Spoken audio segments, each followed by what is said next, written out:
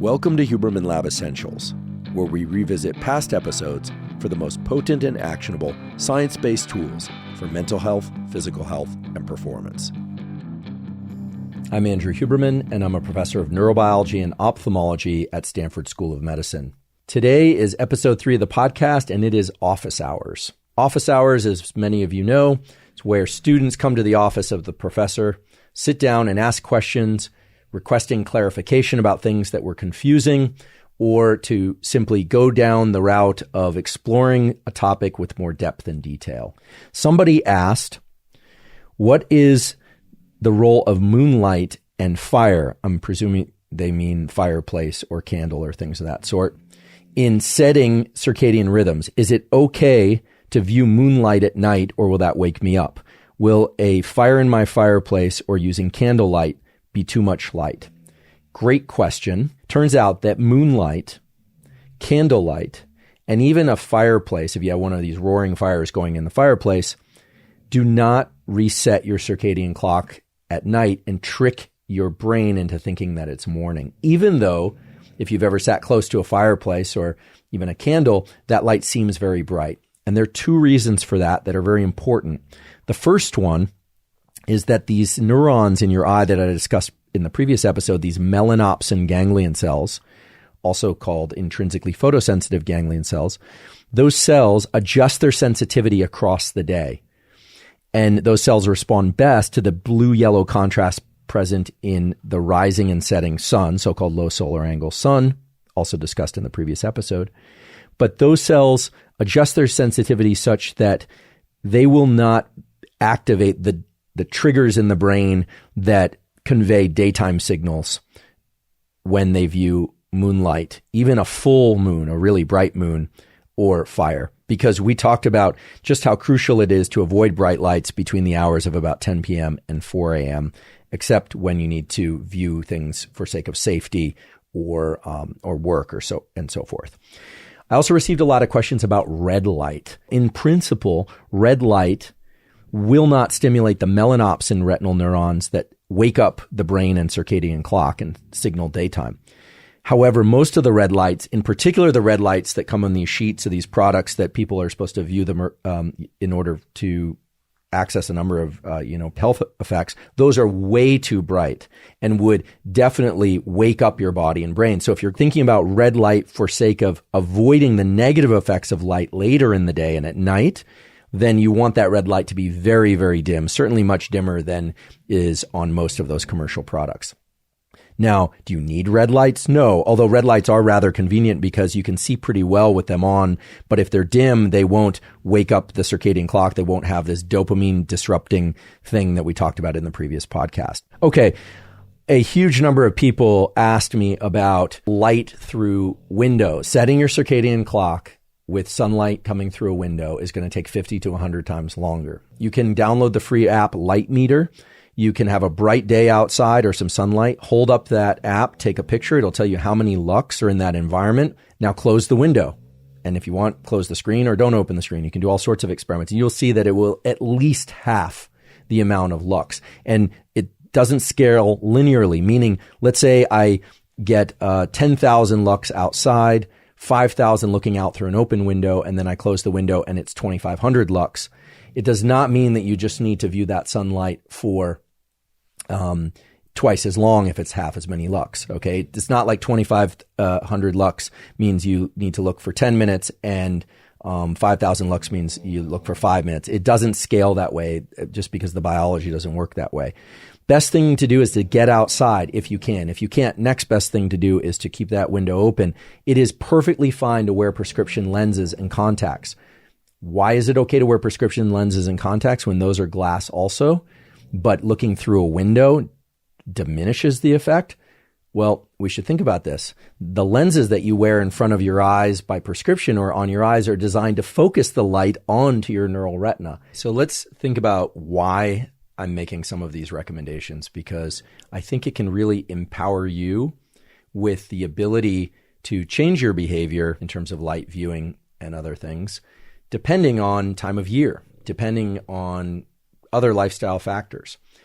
The important point to understand is that early in the day, your central circadian clocks and all these mechanisms are looking for a lot of light. Okay, I want to talk about seasonal changes in all these things as they relate to mood and metabolism.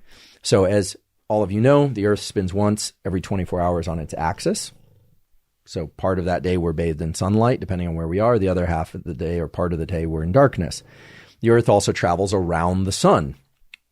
365 days is the time that it takes, 1 year, to travel around that sun. The Earth is tilted. It's not perfectly upright. So the Earth is tilted on its axis. So depending on where we are in that 365-day journey, and depending on where we are in terms of hemisphere, northern hemisphere, southern hemisphere, some days of the year are longer than others. Some are very short, some are very long. If you're at the equator, you experience less variation in day length and therefore night length. And if you're closer to the poles, you're going to experience some very long days, and you're also going to experience some very short days, depending on which pole you're at and what time of year it is. The simple way to put this is, depending on time of year, the days are either getting shorter or getting longer. Now, every cell in your body adjusts its biology according to day length, except your brain, body, and cells don't actually know anything about day length. It only knows night length. And here's how it works. Light inhibits melatonin powerfully. If days are long and getting longer, that means melatonin is reduced. If days are getting shorter, that melatonin signal is getting longer.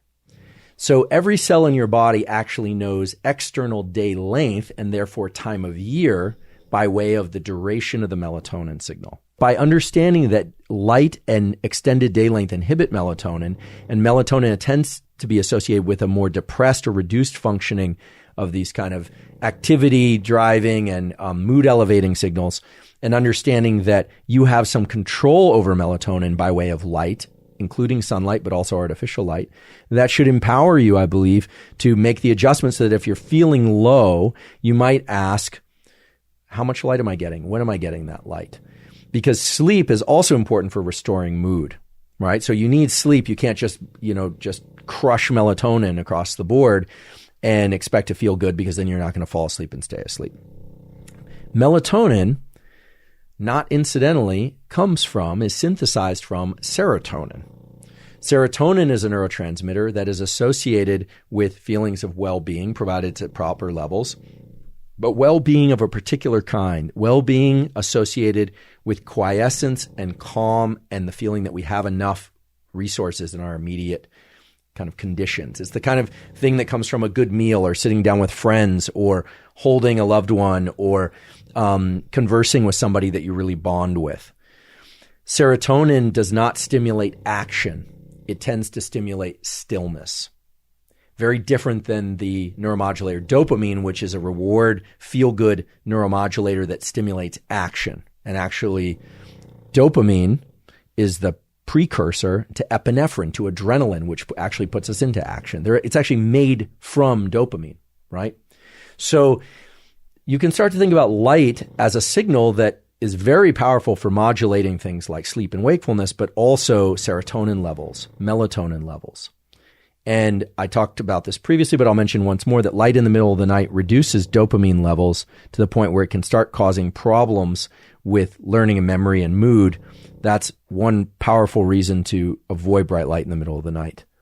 Throughout this podcast and in previous episodes, I've been mentioning neuromodulators, things like serotonin and dopamine, which tend to bias certain brain circuits and things in our body to happen and certain brain circuits and things in our body not to happen.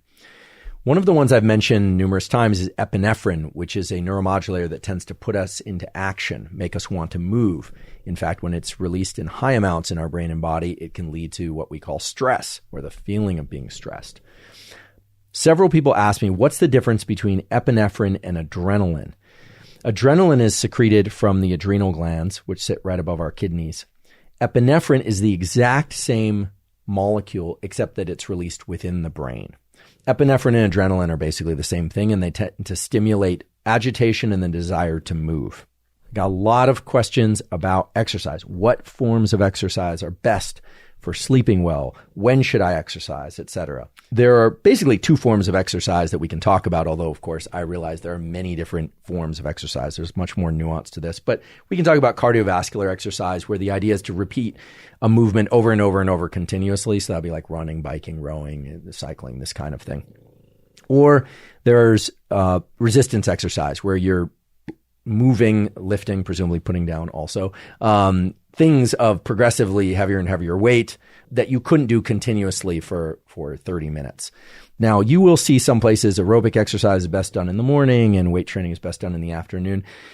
I think there's far more individual variation than that. I think there are, however, a couple windows that the exercise science literature and the circadian literature points to as windows related to body temperature in which performance, injury, in which performance is optimized, injury is reduced, and so on. And those tend to be 30 minutes after waking, 3 hours after waking, and the later afternoon, usually 11 hours after waking, which is when temperature tends to peak. A note about working out first thing in the morning. Last time we talked about non-photic phase shifts. If you exercise first thing in the morning, your body will start to develop an anticipatory circuit. There's actually plasticity in these circadian circuits that will lead you to want to wake up at the particular time that you exercised the previous 3 or 4 days. So that can be a powerful tool, but you still want to get light exposure, because it turns out that light and exercise converge to give an even bigger wake-up signal to the brain and body. So you might want to think about that. Some people find if they exercise late in the day, they have trouble sleeping. In general, intense exercise does that, whereas the kind of lower intensity exercise doesn't. Many of your questions were about neural plasticity, which is the brain and nervous system's ability to change in response to experience. There was a question that asked whether or not these really deep biological mechanisms around wakefulness, time of waking, sleep, etc., were subject to neuroplasticity, and indeed they are. Some of that plasticity is short-term and some of it is more long-term. There's a really good analogy here, which is if you happen to eat on a very tight schedule where every day, say at 8 a.m., noon, and 7 p.m. is when you eat your food, not suggesting you do this, but let's say you were to do that for a couple days. After a few days, you would start to anticipate those meal times where no matter where you were in the world, no matter what was going on in your life, about 5 to 10 minutes before those meal times, you would start to feel hungry and even a little agitated, which is your body's way of trying to get you to forage for food. And that's because of some peptide signals that come from the periphery, from your body, things like hypocretin-orexin, that signal to the hypothalamus and brainstem to make you active and alert and look for food and feel hungry. So there's kind of an anticipatory circuit that's a chemical circuit, but eventually over time, the neurons, the neural circuits that control hypocretin-orexin would get tuned to the neural circuits that are involved in eating and maybe even smell and taste to create a kind of eating circuit that's unique to your pattern, to your rhythms. The same thing is true for these waking and exercise and other schedules, including ultradian schedules. If you wake up in the morning and start getting your sunlight, you start exercising in the morning, or you exercise in the afternoon, pretty soon your body will start to anticipate that and start to secrete hormones and other signals that prepare your body for the ensuing activity of waking up or going to sleep. So if you get onto a pattern or a rhythm, even if that rhythm isn't down to the minute, you'll find that there's plasticity in these circuits and it becomes easier to wake up early if that's your thing, or exercise at a particular day if that's your thing. That's the beauty of neuroplasticity. A number of people asked, what can I do to increase plasticity? And that really comes in two forms. There's plasticity that we can access in sleep to improve rates of learning and depth of learning from the previous day or so. And there's this NSDR, non-sleep deep rest, that can be done without sleeping to improve rates of learning and depth of retention, etc. So let's consider those both, and you can incorporate these protocols if you like. Again, these are based on quality peer-reviewed studies. First, let's talk about learning in sleep. This is based on some work that I'll provide the reference for that was published in the journal Science. Excellent journal. Matt Walker also talks about some of these studies done by others in his book, Why We Sleep. The studies, just to remind you, are structured the following way. An individual is brought into a laboratory, does a spatial memory task. So there tends to be a screen with a bunch of different objects popping up on the screen in different locations. So it might be a bulldog's face, there might be a cat, then it might be an apple, then it might be a pen in different locations. And that sounds trivially easy, but with time, you can imagine it gets pretty tough to come back a day later and remember if something presented in a given location was something you've seen before and whether or not it was presented in that location or a different location. If you had enough objects and changed the locations enough, this can actually be quite difficult. In this study, the subjects either just went through the experiment or a particular odor was released into the room while they were learning, or a tone was played in the room while they were learning. And then during the sleep of those subjects the following night and the following night, this was done repeatedly for several nights, the same odor or tone was played while the subjects were sleeping. They did this in different stages of sleep, non-REM sleep and rapid eye movement sleep, REM sleep. They did this with just the tone in sleep. If the subjects had the odor, but not the tone, they did it with putting the tone. If they had the odor while learning. So basically all the controls, all the things you'd want to see done to make sure that it wasn't some indirect effect, some modulatory effect. Okay. And what they found was that providing the same stimulus, the odor if they smelled an odor, or a tone if the subjects heard a tone while learning, if they just delivered that odor or tone while the subject slept, rates of learning and retention of information was significantly greater. This is pretty cool. What this means is that you can cue the subconscious brain, the asleep brain, to learn particular things better and faster. So how might you implement this? Well, you could play with this if you want. I don't see any real challenge to this, provided the odor and is a safe one and it doesn't wake you up, and the tone is a safe one and doesn't wake you up. You could do this by having a metronome, for instance, while learning something, playing in the background, or particular music, and then have that very faintly while you sleep. So you could apply this if you like and try this. The other form of neuroplasticity is not the neuroplasticity that you're amplifying by listening to tones or smelling odors in sleep, but the neuroplasticity that you can access with non-sleep deep rest. So NSDR, non-sleep deep rest, as well as short 20-minute naps, which are very close to non-sleep deep rest because people rarely drop into deep states of sleep during short naps unless they're very sleep deprived. NSDR has been shown to increase rates of learning when done for 20-minute bouts to match an approximately 90-minute bout of learning. So what am I talking about? 90-minute cycles are these ultradian cycles that I've talked about previously, and we tend to learn very well by taking a 90-minute cycle, transitioning into some focus mode early in the cycle when it's hard to focus, and then deep focus and learning feels almost like agitation and strain, and then by the end of that 90-minute cycle, it becomes very hard to maintain focus and learn more information. There's a study published in Cell Reports last year, great journal, excellent paper, showing that 20-minute naps or light sleep of a sort of non-sleep deep rest taken immediately after or close to, it doesn't have to be immediately after you finish the last sentence of learning or whatever it is, or bar of music, but a couple minutes after, transitioning to a period of non-sleep deep rest where you're turning off the analysis of duration, path, and outcome has been shown to accelerate learning to a significant degree, both the amount of information and the retention of that information. So that's pretty cool because this is a cost-free, drug-free way of accelerating learning without having to get more sleep, but simply by introducing these 20-minute bouts.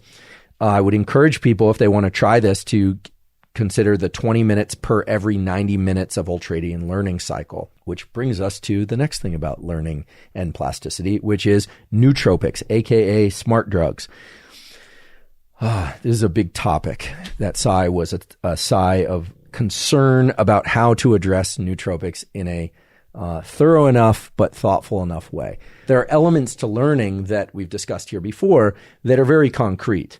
Things like the ability to focus and put the blinders on to everything else that's happening around you and in your head mainly, right? Distractions about things you should be doing, could be doing, or might be doing, and focus on what you need to do.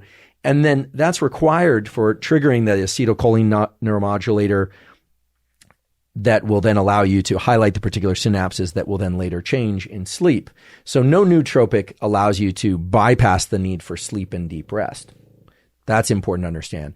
Right now, most nootropics tend to bundle a bunch of things together. Most of them include some form of stimulant, caffeine. You can't just ingest more stimulant to be more focused. It doesn't work that way. Most nootropics also include things that increase or are designed to increase acetylcholine, things like alpha-GPC and other things of that sort. And indeed, there's some evidence that they can increase acetylcholine.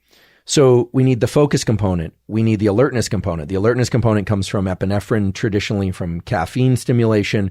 The acetylcholine stimulation traditionally comes from choline donors or alpha-GPC, things of that sort. And then you would want to have some sort of off switch, because anything that's going to really stimulate your alertness that then provides a crash, that crash is not a crash into the deep kind of restful slumber that you would want for learning. It's a crash into the kind of, let's just call it lopsided sleep, meaning it's deep sleep, but it lacks certain spindles and other elements of the physiology, sleep spindles, that really engage the learning process and the reconfiguration of synapses. So right now, my stance on nootropics is that maybe for occasional use, provided it's safe for you, I'm not recommending it. But in general, it tends to use more of a shotgun approach than is probably going to be useful for learning and memory in the long run. Okay, I'd like to continue by talking about the role of temperature in sleep, accessing sleep, staying asleep, and wakefulness. Temperature is super interesting as it relates to circadian rhythms and wakefulness and sleep. First, let's take a look at what's happening to our body temperature across each 24-hour cycle. In general, our temperature tends to be lowest right around 4 a.m. and starts creeping up around 6 a.m., 8 a.m., and peaks sometime between 4 p.m. and 6 p.m. There's also an important way in which temperature matches day length. In general, as days get longer, it tends to be hotter out. Not always, but in general, that's the way it is. And as days get shorter, it tends to be colder outside. So temperature and day length are also linked.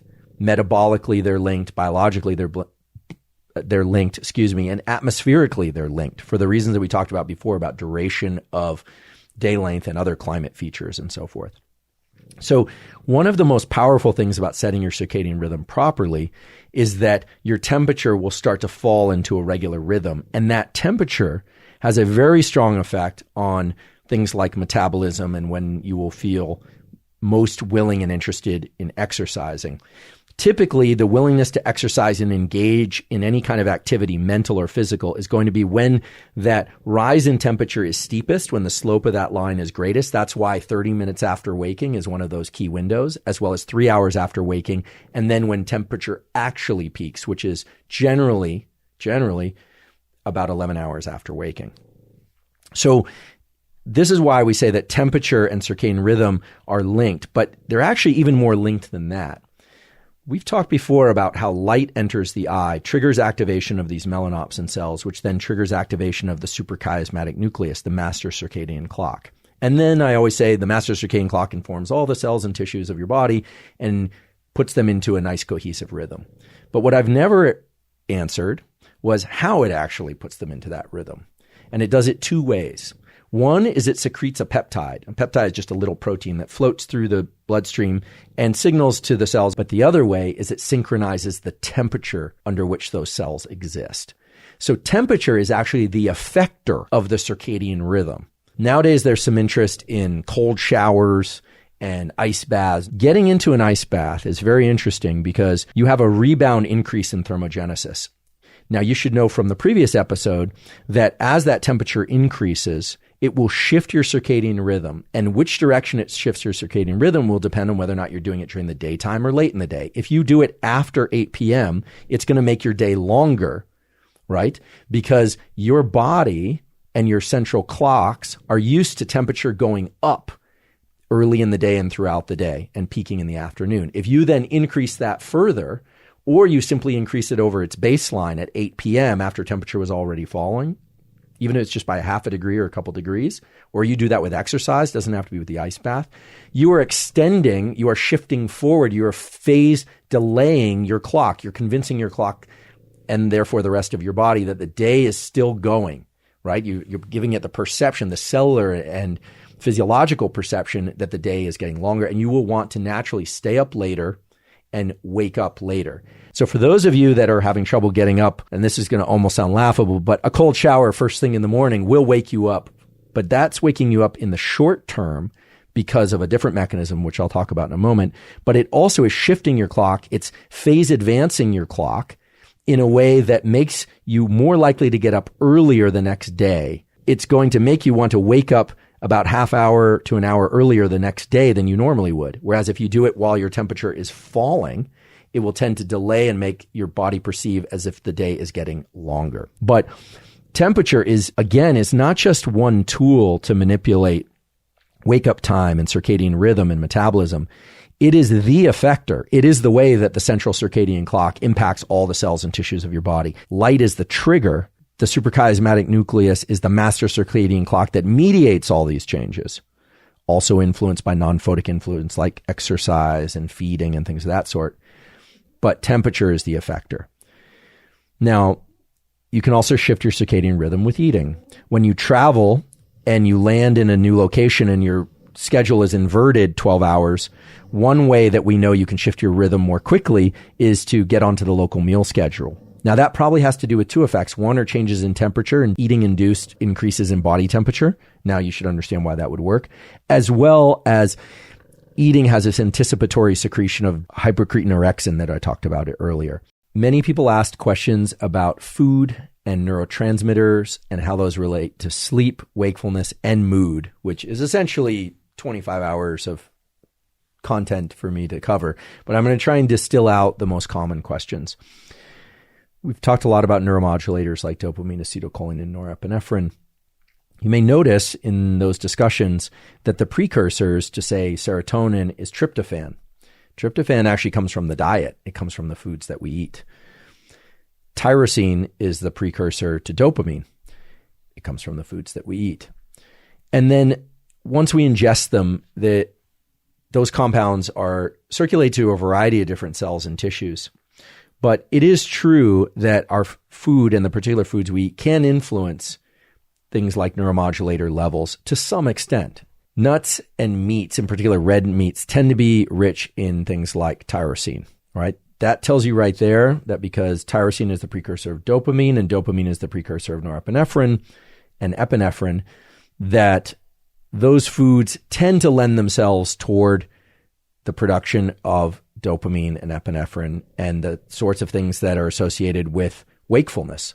Now, of course, the volume of food that we eat also impacts our wakefulness. If we eat a lot of anything, whether or not it's ribeye steaks, rice, or cardboard, please don't eat cardboard, your stomach, if it's very distended, will draw a lot of blood into your gut and you will divert blood from other tissues and you'll become sleepy. So it's not just about food content, it's also about food volume. All right. Fasting states generally are associated with more alertness, epinephrine, and so forth. And fed states are generally associated with more quiescence and relaxation, serotonin, and the kind of things that lend themselves more towards sleep and less toward alertness. And fed states are generally associated with more quiescence and relaxation, serotonin, and the kind of things that lend themselves more towards sleep and less toward alertness. There are a couple effects of food that are independent, or I should say a couple effects of eating, because the food won't do it when it's sitting across the table, but of eating that are powerful for modulating circadian rhythm, wakefulness, etc. And that's because every time we eat, we get eating-induced thermogenesis regardless of what we eat. And now you know from the discussion about temperature that if you're eating early in the day, you're tending to shift your rhythm earlier so that you'll want to wake up earlier the next day. If you're eating very late in the day, even if you can fall asleep after that, there's a tendency for you to want to sleep later the next day. So as we finish up, I just want to offer you the opportunity to do an experiment. It might be interesting, just a suggestion, to write down for each day when you went outside to get sunlight and when you did that relative to waking. And then you might just take note of when you exercised, and you might note when you might have felt chilled or cold if you do, or you might have felt particularly hot, or if you woke up in the middle of the night when you felt particularly hot. And then the last thing you might want to do is just write down if and when you did a non-sleep deep rest protocol, NSDR protocol, anything that you're using to deliberately teach your nervous system how to go from more alertness to more calmness in the waking state. By doing this, you can start to reveal some really interesting patterns. It's really about taking the patterns of behaviors of waking and light viewing and eating and exercise and superimposing that on what you're learning in this podcast and elsewhere, of course, and what you already know, and trying to see where certain problems or pain points might be arising. Maybe you start to find that using cold exposure early in the day is great for you, but using it late, if it's too late in the day, that's not great. Or if you're into the sauna, or it's even like some people, including myself, if I take a hot shower or sit in a hot tub or a sauna late at night, well, then I get a compensatory decrease in body temperature and I sleep great, provided I hydrate well enough, because that can be kind of a dehydrating thing to sit in hot conditions. But if I do the sauna early in the day, unless I exercise immediately afterward, then I tend to get the temperature drop, which makes sense because when you get in the sauna, you get vasodilation, you throw off a lot of heat, and then you generally get a compensatory drop in temperature. If you do that early in the day, that's right about the time that that temperature is trying to entrain the circadian clocks of your body. So I just encourage you to start becoming scientists of your own physiology, of your own brain and body, and seeing how the various tools that you may or may not be using are affecting your patterns of sleep, your patterns of attention and wakefulness. It's vitally important that if you do this, that you know that it's not about trying to get onto an extremely rigid schedule. It's really about trying to identify variables that are most powerful for you and that push you in the direction that you want to go, and changing the variables that are pushing your body and your mind in the directions that you don't want to go. Self-experimentation is something that should be done slowly, carefully. You don't want to be reckless about this. And this is where I would say manipulating one or two variables at a time is really going to be best, as opposed to changing a dozen things all at once, to really identify what it is that's most powerful for you. And above all, thank you for your interest in science.